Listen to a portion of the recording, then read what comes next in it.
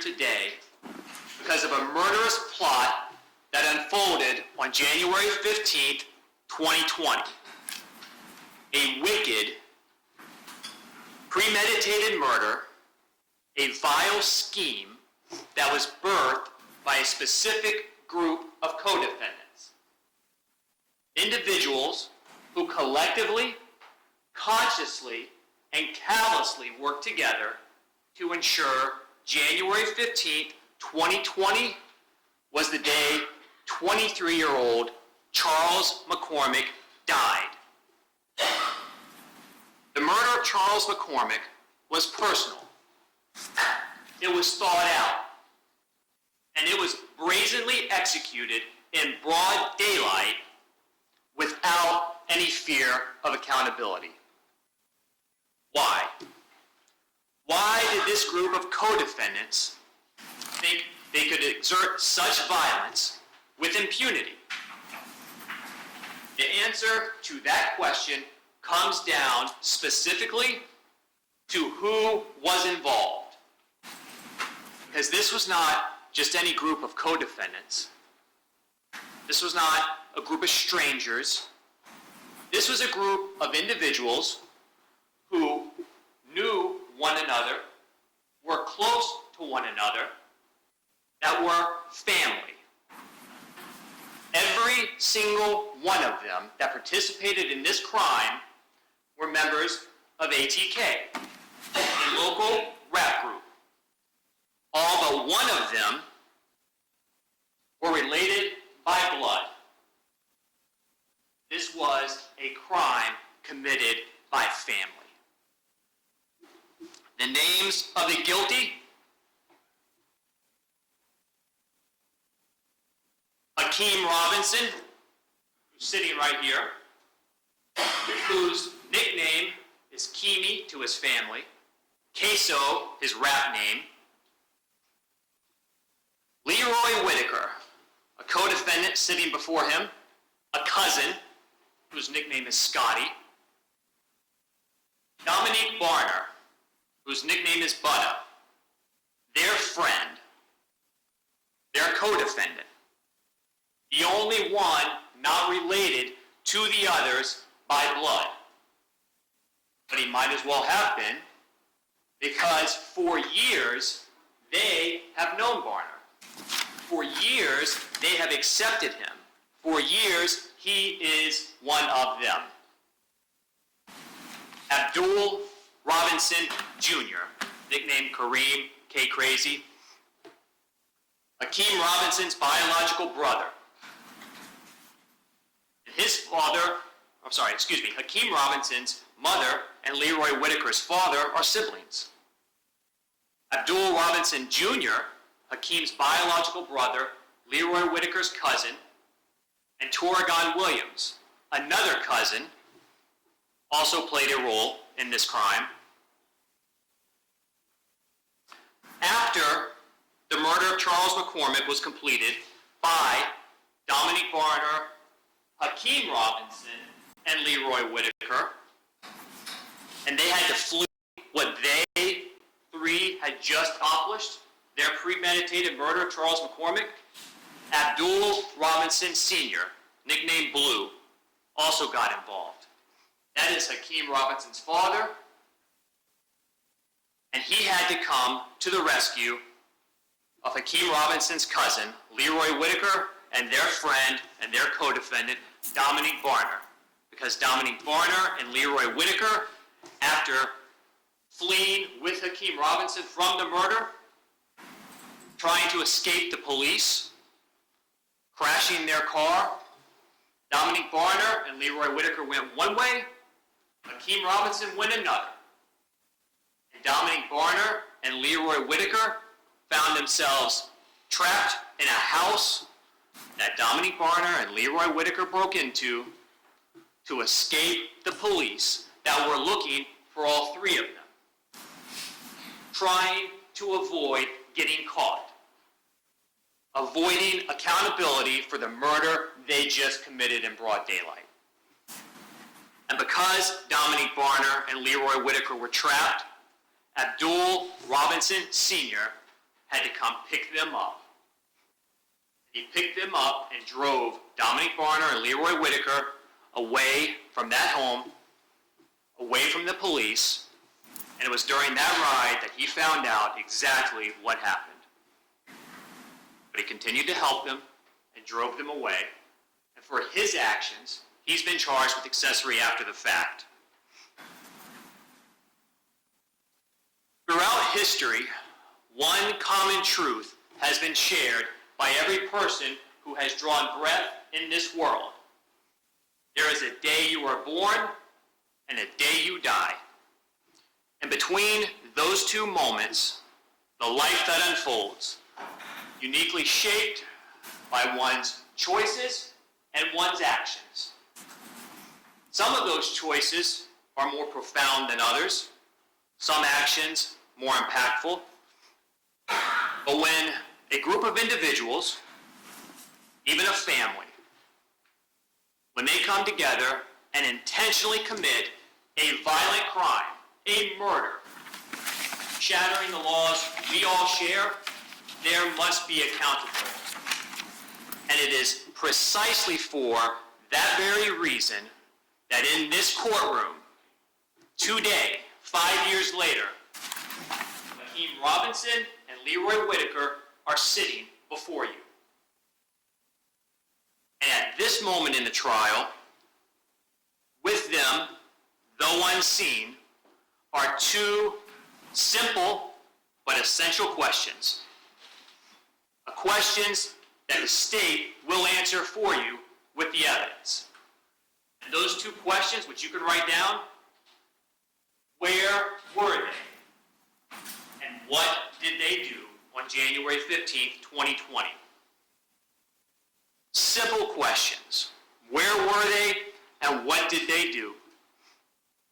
But those simple questions for Hakeem Robinson and Leroy Whitaker have terrifying answers. Answers that they are desperate to keep hidden from each and every one of you.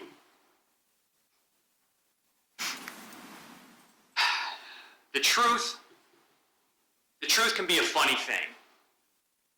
Sometimes, the more out of desperation you try to suppress it, the more the guilty fight and rail against each and every aspect of it, the more obvious it becomes. For example,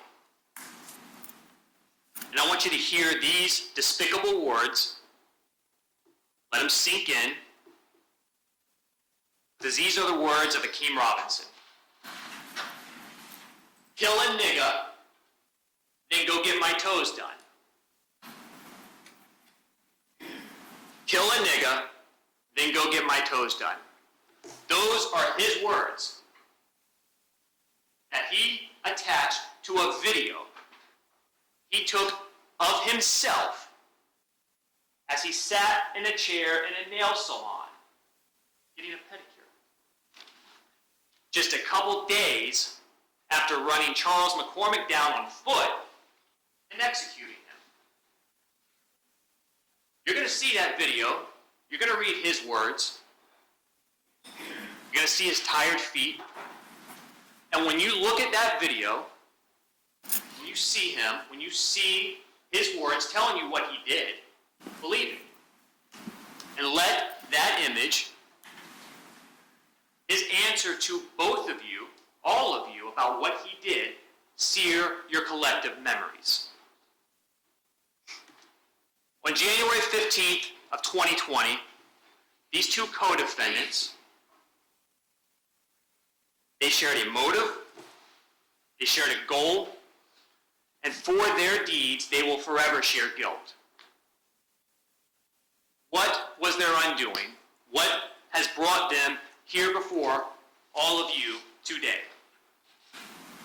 Simply, the combination of arrogance, mistakes, and bad luck. For justice's sake, thankfully, the murder of Charles McCormick was captured on video.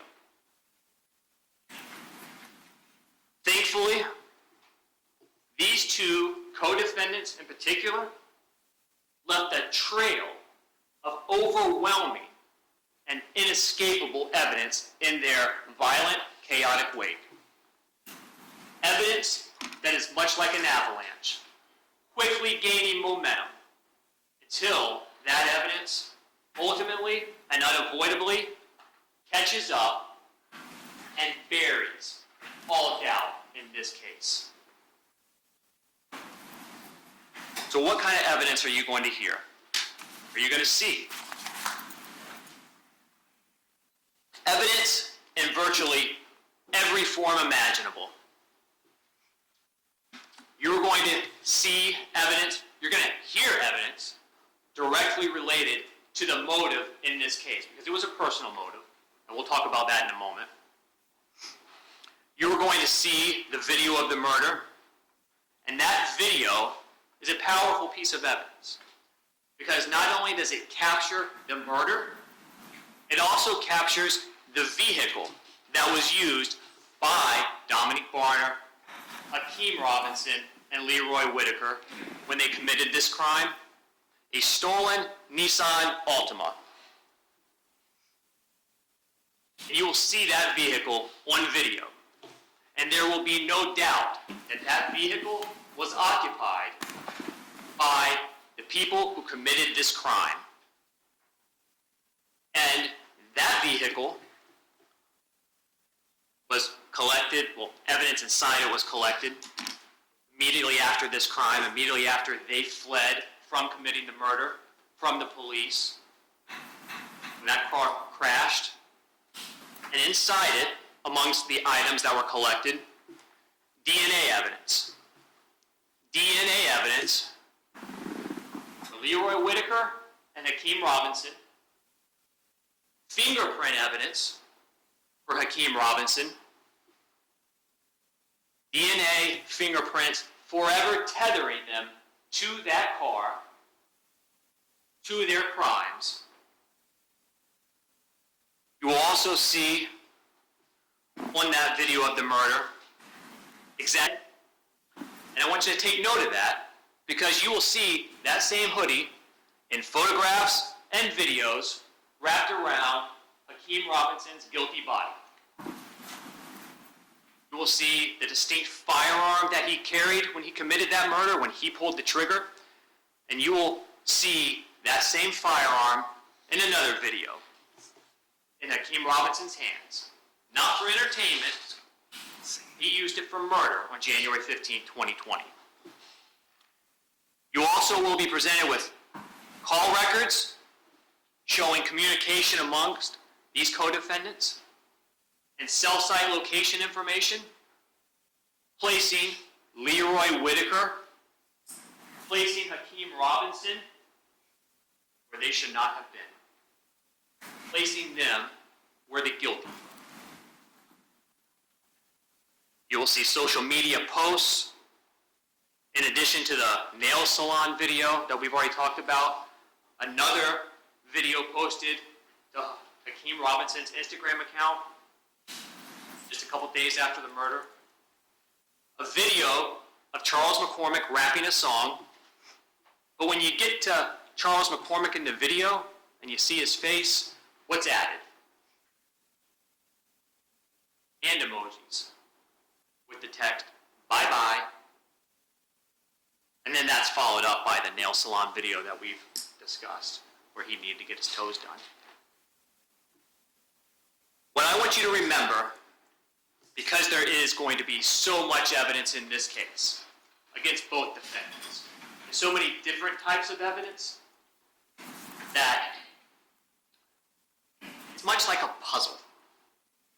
While they're powerful on their own, independently, when you put them together, and they come together so easily, so intuitively, when you put these pieces together, you will be presented with the truth of January 15, 2020.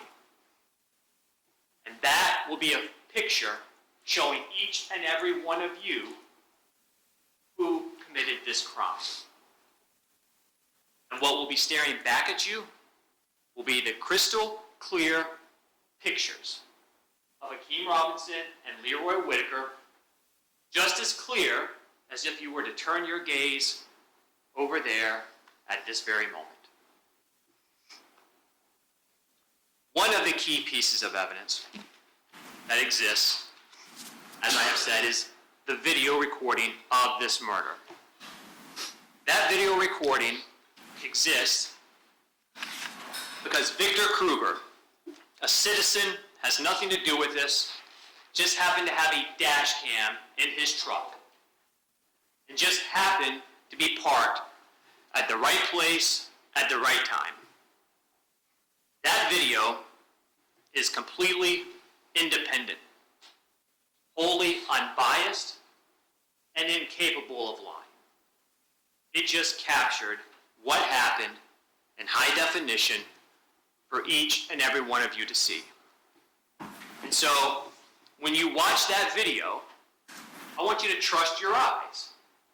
Because again, it's not a single photo, it is a video that shows in detail as to Keem Robinson, who is the shooter in this case, tracked Charles McCormick down on foot and executed him.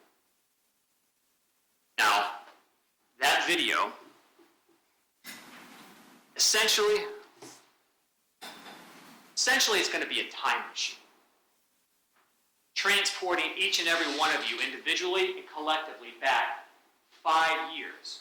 That's how long ago this was. 5 years. Placing you in the position Victor Krueger found himself when he witnessed Charles McCormick's final terror-filled seconds on this earth. But you will get to watch that video from the safety of this courtroom. And I want to be very clear. This is a crime that happened 5 years ago, so when you watch that video, you're going to see the shooter looked like 5 years ago. Not today. Today doesn't matter. It was 5 years ago. Scam.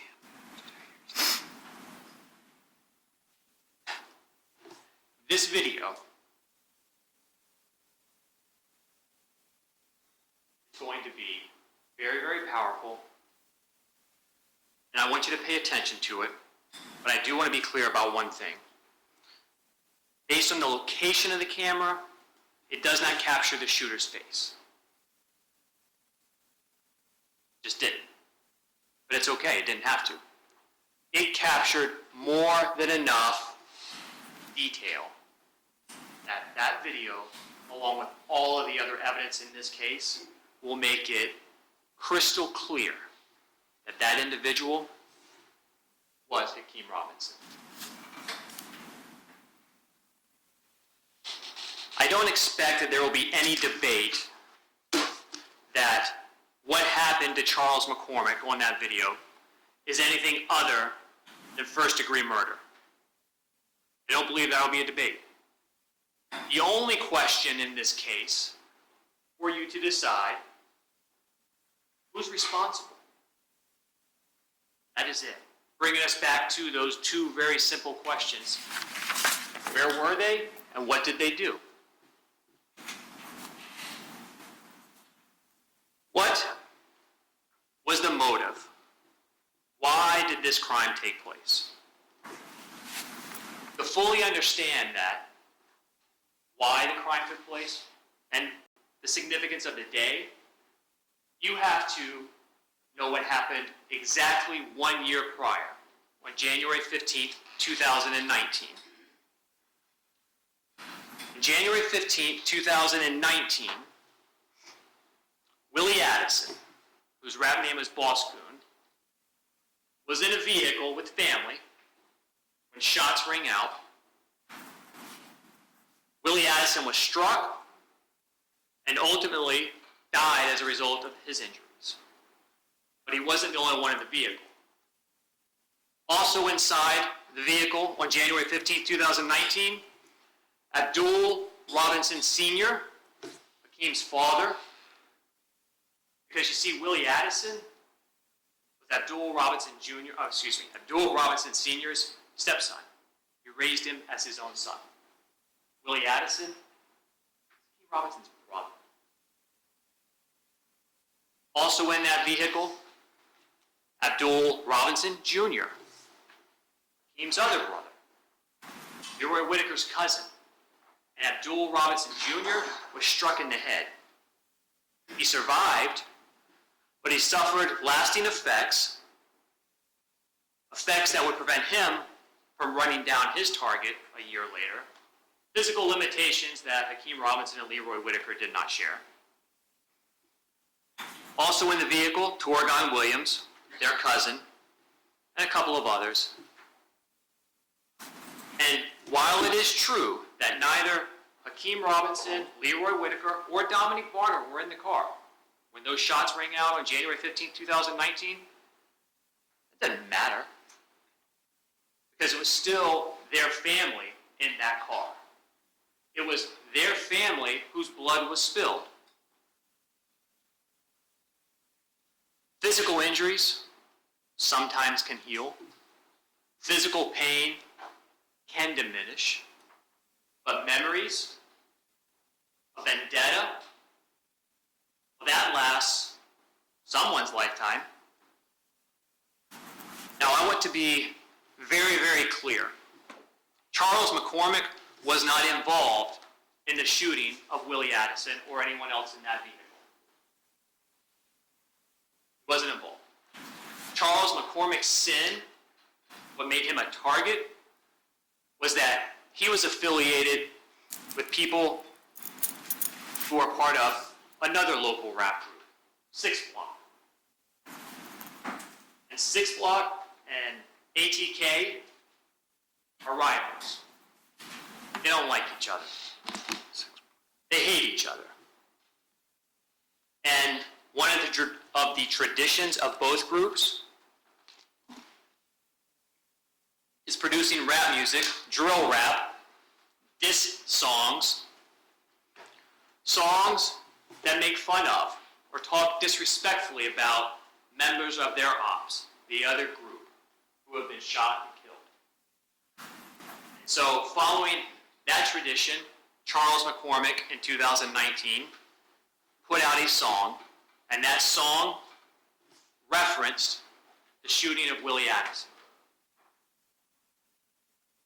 And as you can imagine, that is not something that either Hakeem Robinson, Leroy Whitaker, or their family were happy about. So Charles McCormick became a target, an easy target. He's the ops. This was about sending a message. Because not only was it personal, but it's about respect. And we aren't going to let our ops sing songs like that, not about our family. That is why Charles McCormick was targeted. So on January 15, 2020, 1 year anniversary of Willie Addison's death, Charles McCormick walked out of his apartment on Atlantic Boulevard, made his way to his car, and then drove to Express Employment, a temp agency located on the Merrill Road Shopping Plaza. And he went there because he had just been selected for a new job. Charles McCormick needed to get the details to start that new job. But when he drove there, he had no idea that in a Nissan Altima, he was being stalked by Hakeem Robinson, Leroy Whitaker, and their good friend Dominique Varner, who was driving both of them, pursuing Charles McCormick from his apartment complex all the way up to the Merrill Road Shopping Plaza. And they pulled in, and they saw that Charles McCormick parked his car and had walked into Express Employment. But what did they do? They waited. Hakeem Robinson with his X-Star model rifle, Leroy Whitaker with his AR-15 rifle, both loaded, rounds chambered, ready to fire, because the plan at that point was when Charles McCormick walks out, Hakeem Robinson, Leroy Whitaker will jump out of that stolen Nissan Altima with their rifles and gun him down. And Dominique Barner, their friend, will pick them up and drive them out of there. But they had to wait. And they had to wait. And as they waited, Dominique Barner decided it was better to reposition their vehicle. And so he was actually able to drive over to where Charles McCormick parked and pulled into a parking space behind Charles McCormick's car and just over to the left. And that is where they waited. And then, just around 11 a.m. that morning, a Wednesday morning, Charles McCormick finished inside. He got a red folder with the paperwork and the details so he could start his new job. And with that red folder in his hand, he said his goodbyes. Miss Saunders, who owned that agency at the time, was a friend of his grandmother. Said goodbye to her and opened the door and began to walk outside. When Charles McCormick did that, all he had in his hand was that red folder. And that red folder represented the promise of employment and the hope of a future filled with false hope. He began to take his fateful steps towards the parking lot, not knowing who and what was waiting for him. So, for a few seconds, the bright light of the morning sun warmed his skin, saturated his eyes, and fresh air filled his optimistic lungs. For a few seconds, Charles had no idea he would never get to start that new job. There would be no more birthdays to celebrate. He wouldn't see or talk to his mother again. He had no idea there were seconds left to believe in a tomorrow. Seconds left in his young life. And then, in an instant, that all changed.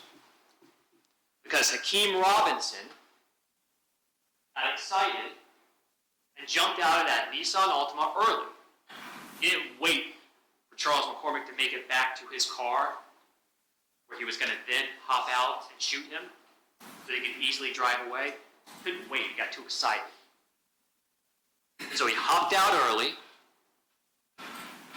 and chased Charles McCormick down on foot.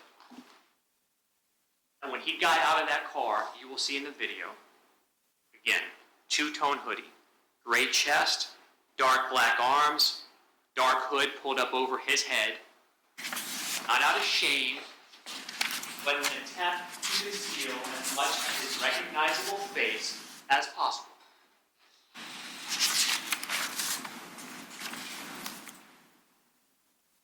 In his hands, an X-Star model AR rifle pistol, because it's got a very short stock, so it's easier to control. And I want you, again, to remember that, because you're going to see that same rifle again in a video in his hands. And that rifle was chambered in .223 caliber.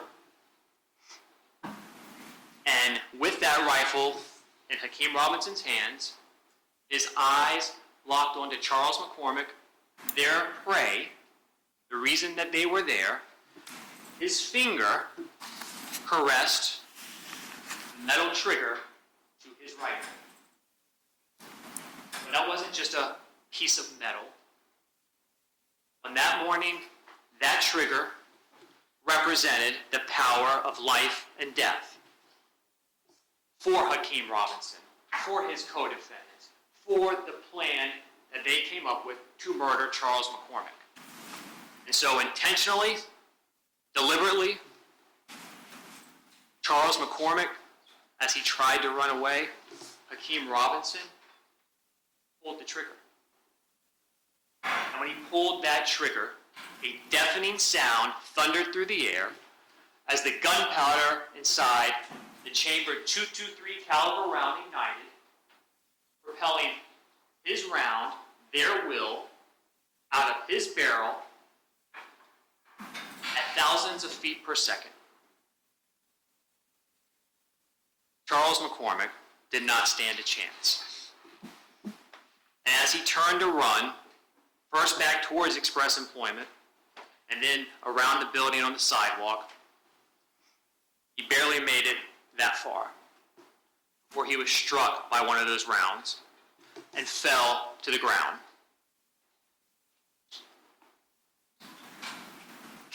Hakeem Robinson,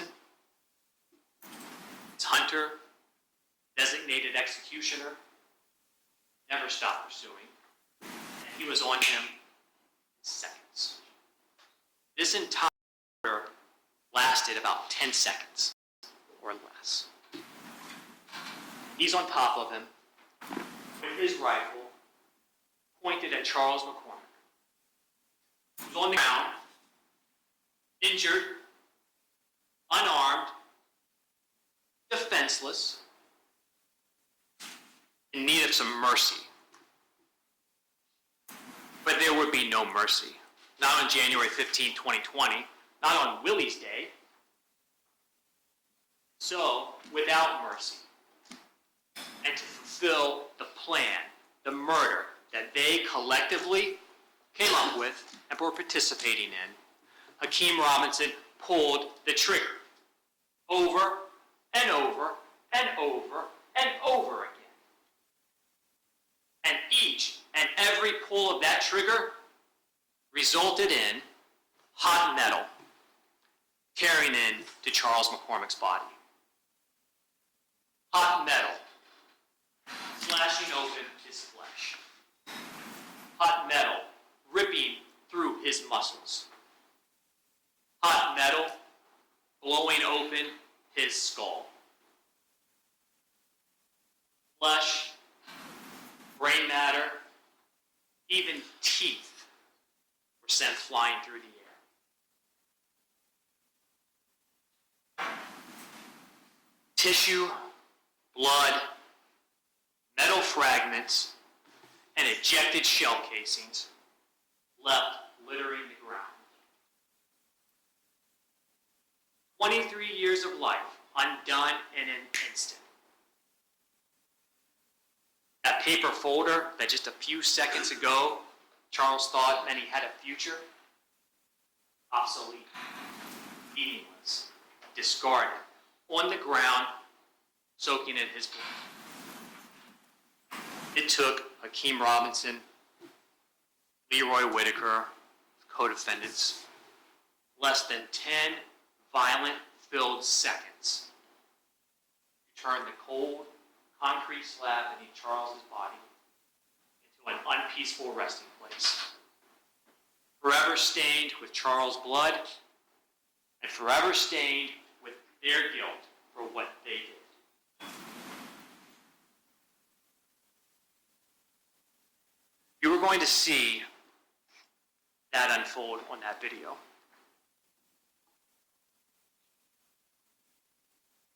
But what you will also see is that after that murder was completed, and Hakeem Robinson got back into the passenger side of that Nissan Altima, a stolen car, so it couldn't be connected back to them,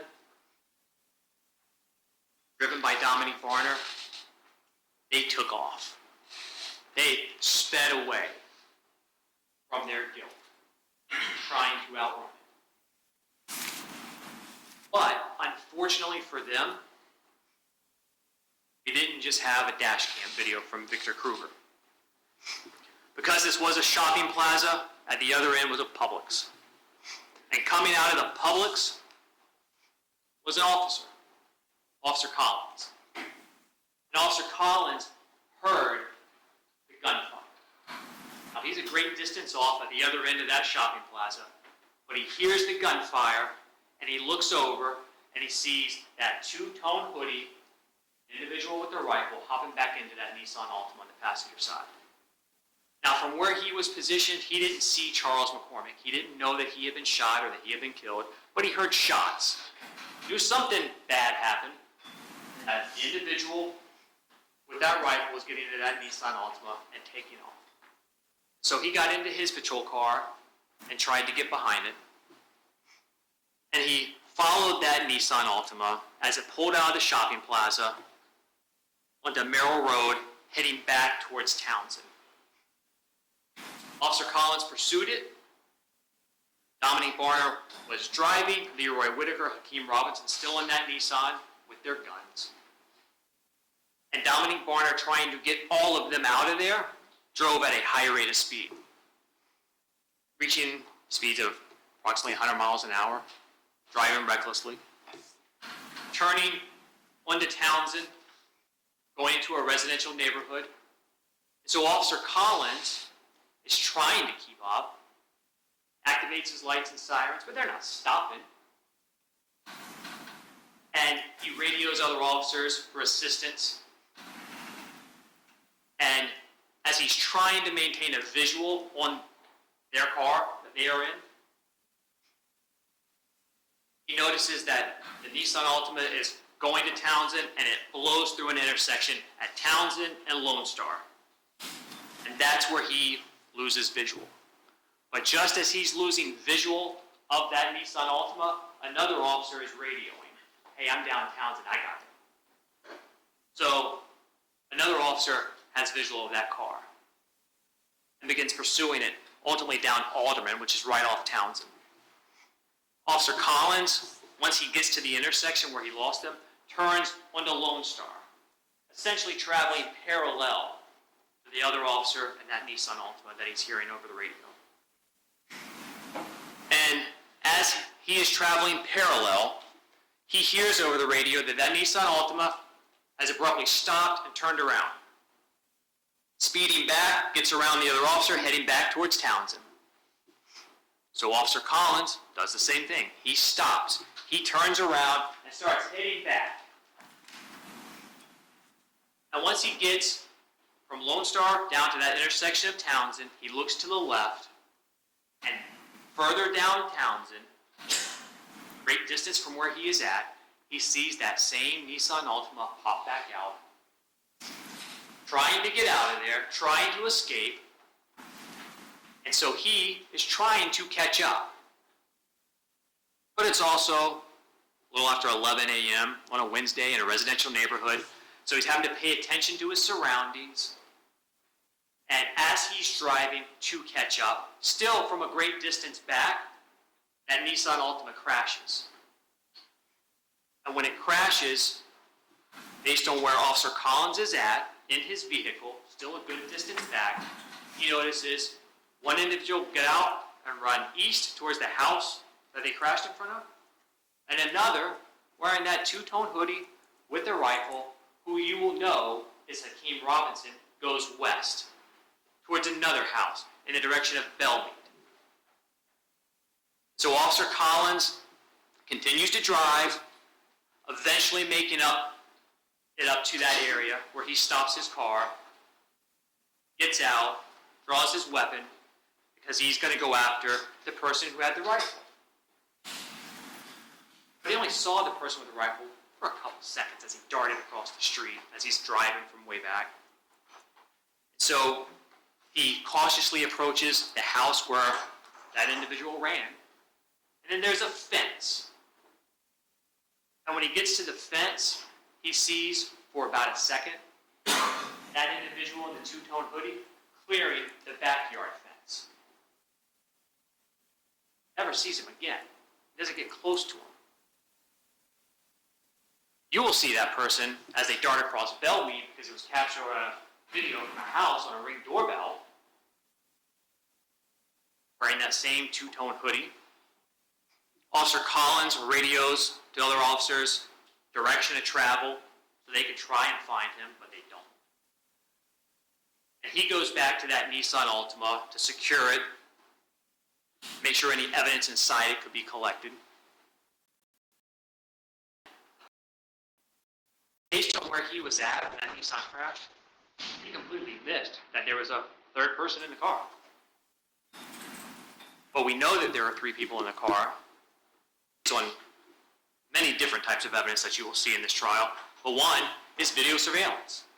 Because just as the shooter, Hakeem Robinson, is running across Belmead, west, another house, east, has video surveillance of two individuals running through the backyard.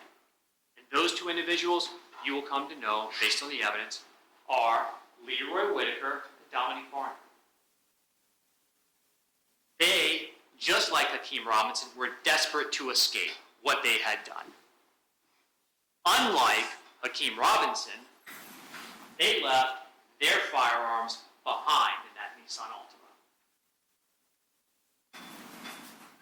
Then, what happens next doesn't have anything to do really with Hakeem Robinson. It has more to do with Dominique Barner and Leroy Whitaker. Only it shows how desperate all three of them were to get away from the murder they were all too willing to commit. Dominique Barner and Leroy Whitaker made their way to the backyard of a home located further down Townsend. 1033 Townsend. A home that 57-year-old Barbara Buckley lived in, along with her husband. But that morning, her husband had gone to work, and she was home alone. So she thought. However, what she did not know in that moment was that Leroy Whitaker and Dominique Barner had made their way into her backyard because the police are in the neighborhood looking for them, looking for all three of them. So they go into her porch, her patio, and through her rear sliding glass door, Leroy Whitaker and Dominique Barner decide they're going in. They don't have permission. They don't know her, never met her, never been in that home before. But they are desperate to escape the police, to evade them, to evade getting caught for what they had just done. And with that intention, to evade the police, Dominique Barner and Leroy Whitaker go into Barbara Buckley's home without permission, and they try to hide inside. Miss Buckley comes out of a back bathroom, and she notices the front door to one of her bedrooms is shut. And she thinks, that cats, maybe the cats ran in and accidentally shut the door, and now they're trapped. So she goes to her bedroom door, and she opens it to step inside to check on her cats. Her cats aren't inside. Leroy Whitaker and Dominique Barner are. Two people she does not know, has never met, never seen before, and should not be in her home. And she tells them, get out. Uses some more colorful language, but get out. What are you doing here? And they try and plead and say, well, we're hiding from people. Doesn't say, we just committed a murder and it's the police looking for us. But she's like, I don't care. Get out of my house. She walks to her front door, telling Dominique Barner, telling Leroy Whitaker to get out. She opens that door, and she begins to yell for help. But Leroy Whitaker and Dominique Barner aren't going anywhere. They can't go outside. That's where the police are. They just committed a murder along with Hakeem Robinson. So Dominique Barner and then Leroy Whitaker, who assists him, physically grab Barbara Buckley and pull her inside her own home. Shut the door. She is physically thrown to the ground. And while she's on the ground, Dominique Barner and Leroy Whitaker are there. Dominique Barner reaches down with both hands, puts them around her neck, and begins to choke her. At one point, Leroy Whitaker even asks if Dominique Barner wants him to hurt her. She can't fight back enough to get away. She's trapped in her home, and she complies. And so they then make her sit in her own living room. Dominique Barner takes her phone so she can't call for help. And Leroy Whitaker goes back to that front bedroom where he uses his phone to call for help. Doesn't call Hakeem Robinson. Why would he? He can't help him. He's running west. So who does he call? He calls Abdul Robinson Jr., Hakeem's brother. And he asks for help.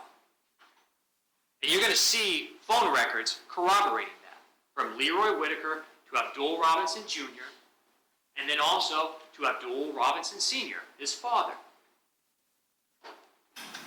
You're going to see how he sent them pin drops, location information, showing where they were at. Because again, they haven't been in that house before. They don't live there. They're not supposed to be there. And while they wait for help, Leroy Whitaker and Dominique Barner take clothing from Miss Buckley and her husband so that they can change their appearance. They steal her clothes. And then after they've been there for about an hour, a red-orange Dodge Challenger driven by Abdul Robinson Sr., blue, his father, shows up. You'll see some video surveillance that captures that car as it comes down Townsend. He shows up, pulls into the driveway, and eventually Leroy Whitaker and Dominique Barner go outside, leaving Miss Buckley behind in her own home for the first time in an hour. And there, they are driven away by Abdul Robinson Sr., who learns what happened and drives them away, helps them evade the police.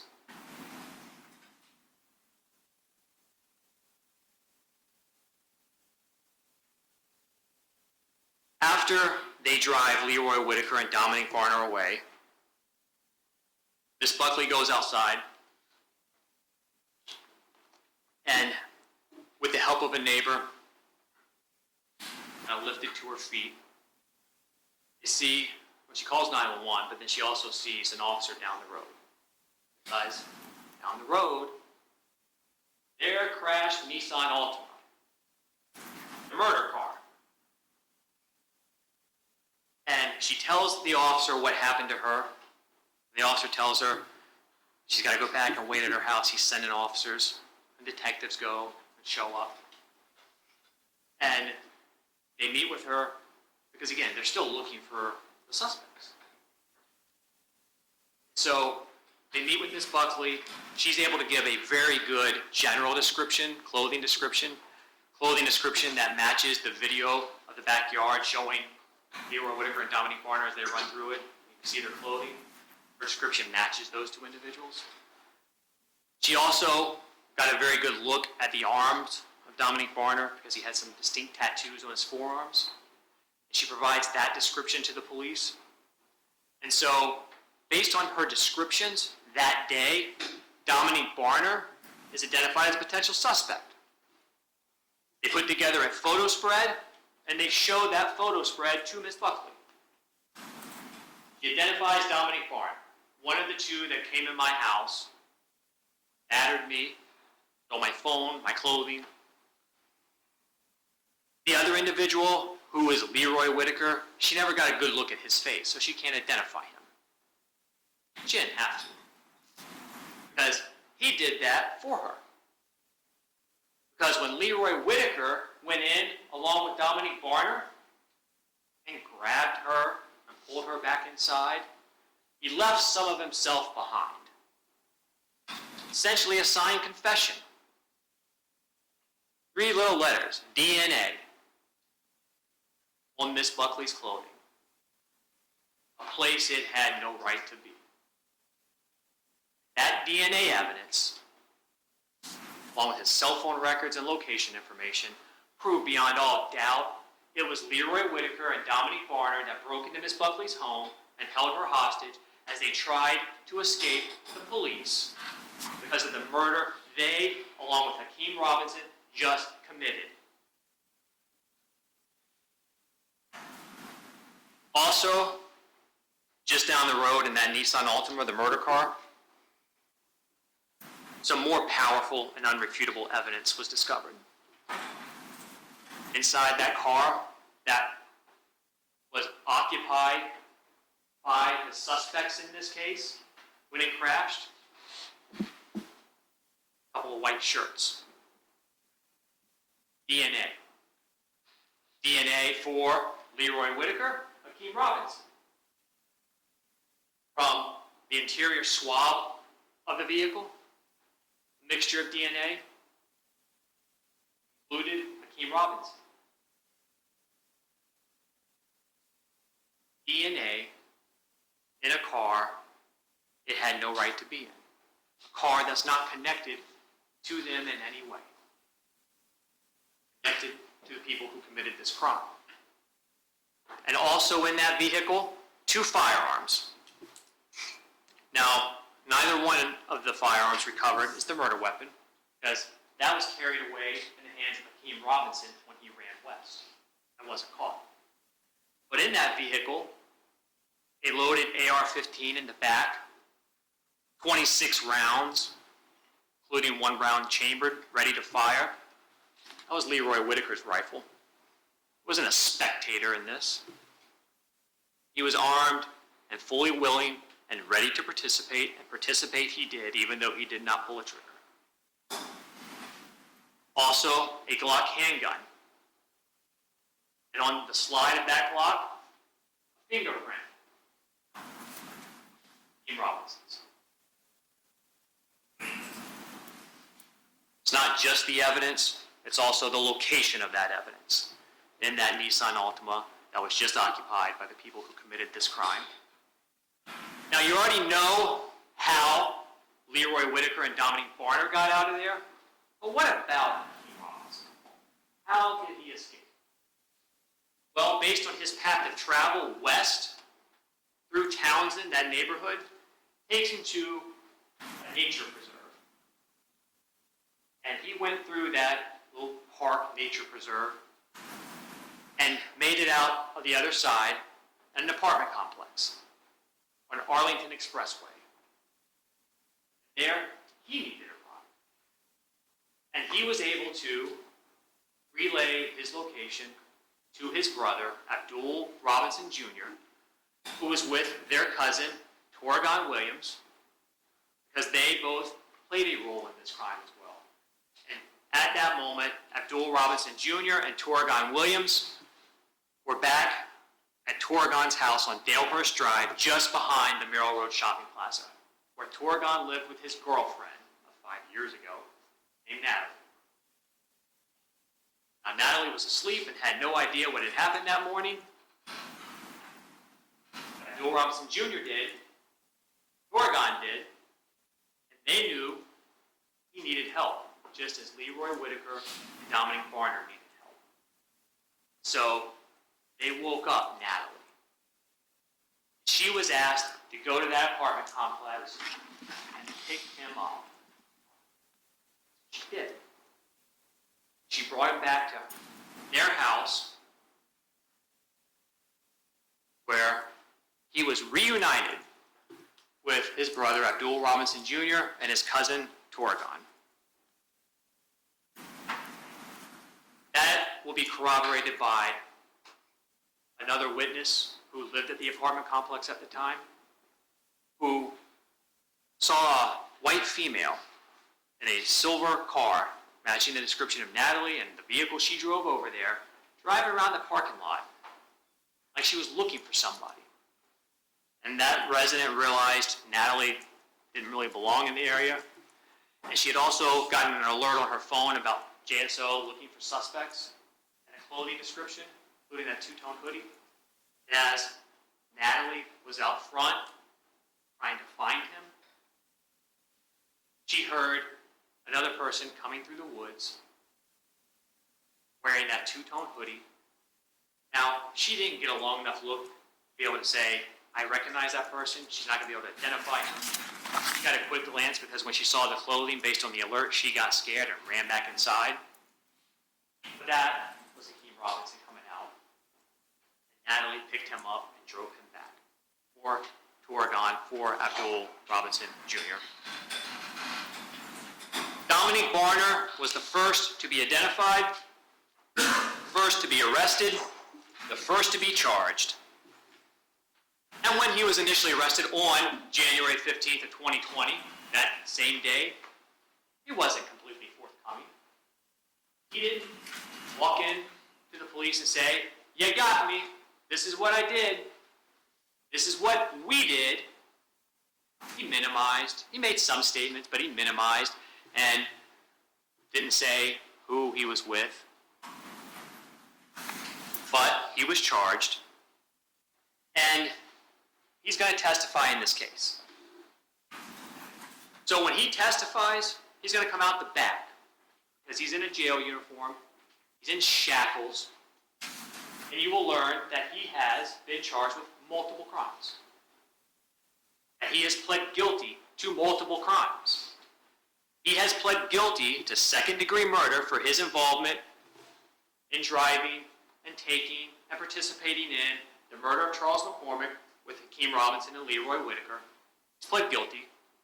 He's pled guilty to burglary with an assault or battery for what he and Leroy Whitaker did to Miss Buckley, breaking into her home to escape the police and grabbing her and pulling her back inside and holding her there. He's pled guilty to aggravated fleeing and attempting to elude law enforcement. And he has also pled guilty to a separate second-degree murder charge. When he testifies, he does not know what sentence he is going to get because he has not yet been sentenced. But for each and every one of those charges, he's pled guilty to the court, to the judge. And the judge will decide what sentence Dominique Barner gets. All he knows is what he's looking at. And he's looking at up to life in prison. Life, without parole. You can get that. His guideline sentence, which reflects the minimum he should get, absent a legal reason to go below, is 41.8 years, up to life in prison. Now, his cooperation does provide the court with a legal basis that allows the judge to go below 41.8 years, if the judge wants to. Doesn't have to. Entirely up to the judge. He also knows that best case scenario, there is no way he can get anything less than 20 years. So he's looking at 20 years, 2 decades, up to life in prison. And even with his cooperation, he can get life. But he's going to tell you what he did. And when he testifies, knowing what he has been charged with, what he has done. The state's not asking that you like him. The state's not asking that you think, I'd be friends with that guy. I'd hang out with him. Though that's exactly what Hakeem Robinson and Leroy Whitaker did, and what they have done for years. They're the same. But what he has to say, because he was involved, is enlightening. But also make no mistake, this case, without Dominique Barner, is proven. It's proven by all the evidence they left behind. It's proven by the DNA, it's proven by the fingerprints, it's proven by call records, it's proven by cell site location information, it's proven by the video of the murder, your own God-given common sense, as well as social media posts, among many other pieces of evidence. When Barner testifies, he is going to acknowledge Charles McCormick was targeted because of that song. A song that, by the way, you will see in evidence because it was on Hakeem Robinson's iCloud account. You get to hear it. He's going to confirm that was the motive, that was the reason that they found out, and Barner played a role in finding out where Charles McCormick lived. And on the morning of January 15, 2020, he calls Abdul Robinson Jr., his brother, Leroy Whitaker's cousin, says he's back. That's going to be confirmed by call records. And then what happens? Dominique Barner gets picked up by Hakeem Robinson, Leroy Whitaker, Abdul Robinson Jr., and they, along with Torgon Williams, eventually all go over to Charles McCormick's apartment complex with the intent on killing him. Abdul Robinson Jr. and Torgon are in a clean car, a rental, Dodge Journey. Can't be tied back. It's a rental, excuse me. Hakeem Robinson, Leroy Whitaker, and Dominic Varner are in a stolen car, the car that can't be tied back to them. And the role of the clean car is to basically try and make sure they don't get pulled over by the police when they're going where they need to go. So collectively, they go to Charles McCormick's apartment complex. And again, Hakeem Robinson is armed with his rifle, as is Leroy Whitaker. And there, they wait for him. But as they wait, because it takes so long, they get distracted. They miss Charles McCormick when he comes out of his apartment. He's able to make it to his car. Then he's able to drive away from his complex towards the shopping plaza on Merrill Road. And so they pivot. Dominic Varner, Hakeem Robinson, Leroy Whitaker pursue him, stalk him, follow him, all with the intent to end his life. And that's when they make it to that shopping center. And ultimately what unfolds, you will witness with your own eyes. What Dominic Varner will add is that when they got to the shopping plaza, not only initially was it, again, Leroy Whitaker and Hakeem Robinson that were going to jump out and kill Charles McCormick, but Varner says, I changed the plan. We were too far back. It's a shopping center, it's getting busy. So he relocates closer to Charles McCormick's car, and the plan then becomes that Hakeem Robinson's going to hop out as soon as Charles makes it back to his car. While they wait for Charles to exit, Hakeem Robinson does two things. One, using Instagram on his phone, he contacts Raekwon Howard. Raekwon Howard, who is affiliated with Six Block. They're ops. Tells him, got one of your boys slipping. Let him know they're getting ready to take somebody out, but doesn't say who. That will be confirmed by Instagram records showing that video call between Hakeem Robinson's Instagram account and Raekwon Howard's right before the murder. Dominic Varner will also tell you that as they waited, Hakeem Robinson thought about not using his rifle. He didn't want to burn that gun. He used it to murder and rid it. So he thought about using Varner's glove. Remember whose fingerprints were on that?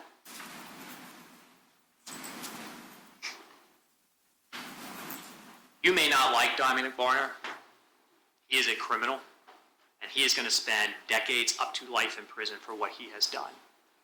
But because you may not like him, and because he is guilty, that does not absolve Hakeem Robinson or Leroy Whitaker of their guilt either.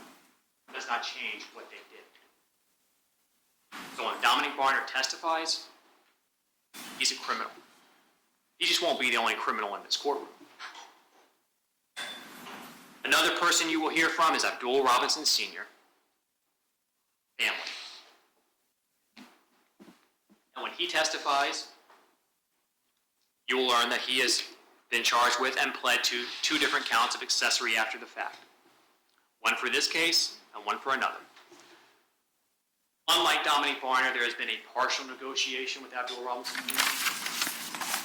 And the maximum sentence he can get is 20 years. Again, it will be decided by the judge. But he's also in his mid-50s. And he has some health issues. And a sentence of 20 years could take him to his life expectancy.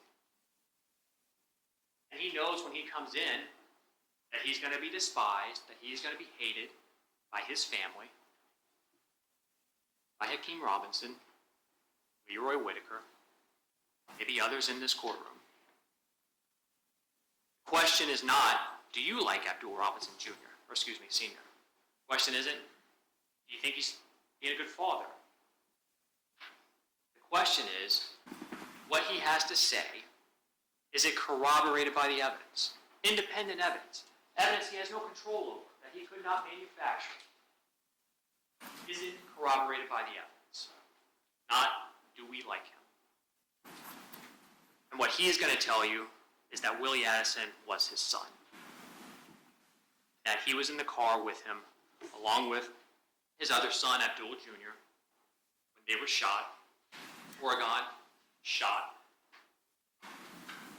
And that after that shooting, they became aware of Charles McCormick's song, and they didn't like it. Abdul Jr., who was shot in the head but recovered, and his brother, Hakeem Robinson, they were very angry over that song. And he will tell you that he was contacted on January 15, 2020 by Abdul Jr. and Leroy Whitaker, Scotty, because they needed help. And though he didn't know about the murder before it happened, didn't participate in it, he went, he picked them up, and he found out all about it. And he still drove them away and helped them get out of there. He also will tell you that he is aware of that dash cam video that captured the murder. And he has seen it. And he will tell you in this courtroom, regardless of what you think of him, the shooter in that video is his son, Hakeem Robinson. He knows his son. You may have thoughts about him as a father, good, bad, or indifferent. He knows who Hakeem Robinson is. And he knows that's him in that shooting. That shooting on that video.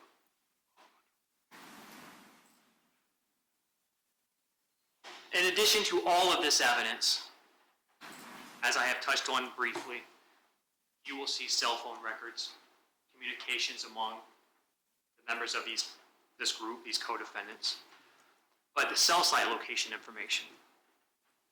Cell site location information confirming what Abdul Robinson Sr., Blue, will tell you, that he was somewhere else when this crime happened, and how he arrived at Townsend Boulevard to pick Leroy Whitaker and Dominic Barner up. See that cell site location information as well as the pin drop sent to him and the calls. You will see cell site location information for Abdul Robinson Jr. He had 2 phones in his possession that day, a 904 number and a 478 area code number. And both of those place him going to pick Dominic Barner up that morning, going over to the apartment complex where Charles McCormick lived, and then back over near the shopping plaza where Torgon lived. And then finally, after relaying information to his father so that Leroy Whitaker and Dominic Barner could be picked up, back over on Brown Jersey Court, where he lived with Hakeem Robinson and their father. Leroy Whitaker, his phone, places him where he did not want to tell you he was at. Where he wants to keep hidden from you. It places him in the area of Charles McCormick's apartment complex, Merrill Road Shopping Plaza, where the murder took place at the time of the murder, and then over on Townsend, where the burglary to Miss Buckley's home took place, and then finally, after getting picked up by Dominic Barner, back Brown Jersey Court. Excuse me, we got picked up by Blue, was driven back to Brown Jersey Court. And then Hakeem Robinson, he had a couple phones. His primary phone number, a 904 area code, which was very active that day, until it wasn't. That morning, it mysteriously is turned off. It was silent. No calls, no activity, nothing. For a period of hours, covering stalking, the murder, the flight, till he would have been back home. And then later that afternoon, it's up again. Curious. But then there was a second phone number, a 478 area code number, that the evidence will establish belonged to Hakeem Robinson. And that phone number, data files. FaceTime calls, Instagram calls, things like that. Guess where it was? The area of the shopping center, the area of the murder, at the time of the murder. And over in the area of Townsend, where that Nissan fled and crashed, where he ran away on foot. And then back over near Dalehurst in that area around the time Natalie would have picked him up and been bringing him back. Curious. Because of all of the evidence, the powerful evidence, the inescapable evidence in this case, I expect that one of the focuses will be on a few witnesses who, again, keep in mind when this murder took place, and you'll see it lasted 10 seconds, 10 violent seconds, but seconds nonetheless. Were some witnesses who, based on how far away they were, their vantage point, how long of a look they got, a number of factors come into play, and you'll have your common sense to evaluate that. Some witnesses who, when they estimated, provided a guess of what they thought the shooter's height might be as he was running and gunning, underestimated the height that we know Hakeem Robinson to be. You'll be able to evaluate that because you'll also have the video. And the video will show what Hakeem Robinson, the shooter, 5 years ago in relation to the victim, Charles McCormick. You'll be able to make your own observations and determinations as to how they physically compare to one another. I also expect that there will be some attacks of Dominique Barner and Abdul Robinson Sr. because their testimony is damning. But when they testify and when those attacks come, I just want you to do two things. One, simply ask yourself, removing emotion as to whether or not you like them or think they're good people. They are criminals. They're just not the only ones. Does the evidence, the independent evidence in this case, corroborate what they have to say? Does it establish what they are telling you? And then secondly, remember, they're not strangers. This is a family. And consider, when co-defendants come together to commit a violent murder, angels aren't invited. Hakeem Robinson and Leroy Whitaker may have temporarily physically escaped their guilt on January 15, 2020, but that guilt stains them to this day. If Charles McCormick still had the ability to speak, if before he died, hidden truths were revealed. Excuse me, we need all electronic devices to be turned off. Thank you. And if Charles McCormick would have witnessed and been aware of and seen and heard all of the evidence that we have discussed, DNA, the fingerprints found in the murder car, the motive found on his account, the video of the murder itself, cell phone records, location information, the nail salon post, and many others. Is there any doubt that if he could stand in here and testify, he would not scream Hakeem Robinson and Leroy Whitaker's guilty name? The evidence will answer for you where they were and what they did on January 15, 2020. Okay, thank you, Mr. Cooper.